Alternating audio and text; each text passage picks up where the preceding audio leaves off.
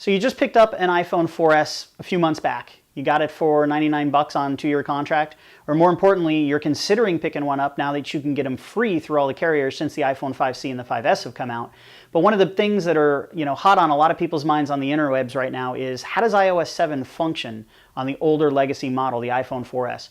Well, let's take a look and see exactly how it performs with one of these older models.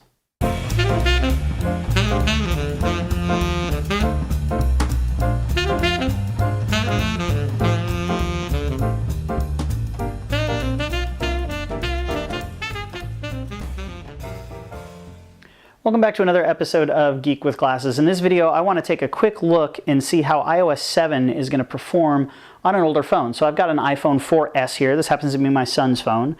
I just did the update to iOS 7 and was tinkering around a little bit.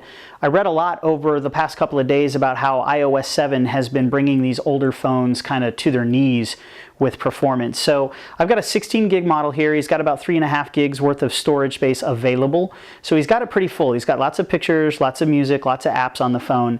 And I wanted to test it out and see how it runs. So if I open up the app control here, you'll notice that nothing is running. We just have the home screen. So nothing's going to be loading out of the RAM on the machine.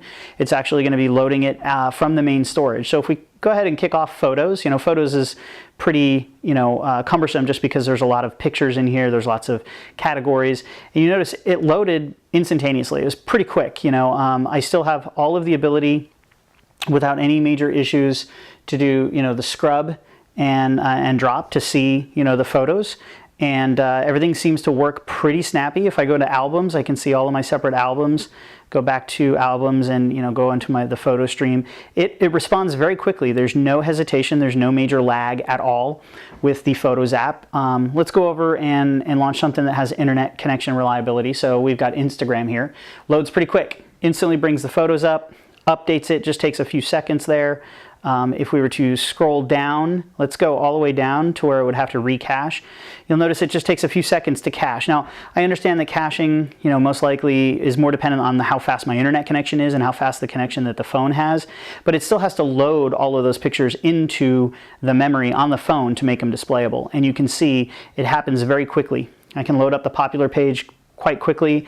I can actually click on a picture very quickly and actually bring it up and see the pictures very fast. There's no major lag in the system whatsoever. If I go back to my main view, I can close out of the app. Let's open up the BMO app here. And you're noticing, the apps respond very fast. There's no major lag. There's no hesitations. I have not had, nor have I seen an app crash, and I've put it through its paces.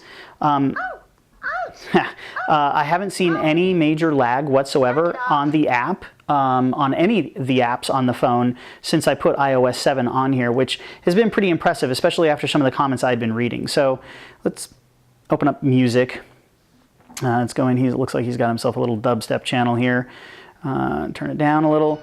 And, everything's working really quickly. I can fast forward through music and it instantly loads. There's no major lag whatsoever. I'm not seeing anything that would hinder me from, considering this to be a good platform. Now that the iPhone 5S and the iPhone 5C are available, Apple is making the iPhone 4S available for free with a 2-year contract. So if you're somebody who wants to get into the iPhone world or is just looking for a new phone, let's say you have an older iPhone 3. I know there's some people out there that may have iPhone 3, 3GS, or even iPhone 4 and want to bump up to the iPhone 4S for some of the features that the 4S brought along, the new processor that it has and such.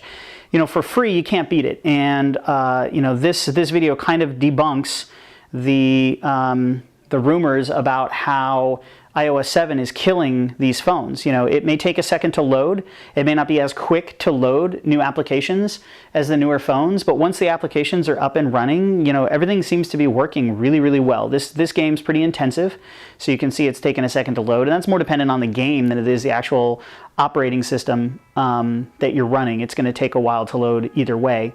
But as you can see, there's not a whole horrible amount of lag in this game.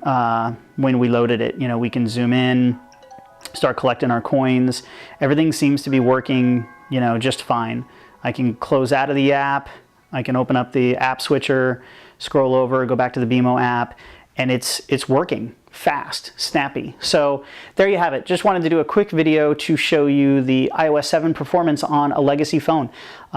Great phone, great way to get into the iPhone world if you currently do not have an iPhone and you want to get into an iPhone. Free.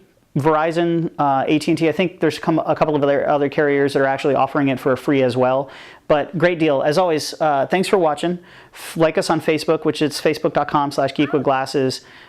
Hit us up on Twitter, twitter.com/geekwithglasses. And if you have any questions or comments, please put them in the comment section down below. I do a pretty good job of trying to reply to as many people as I can, so I'll be more than happy to hit you back on the old comment section. I appreciate you watching, and you have a great day.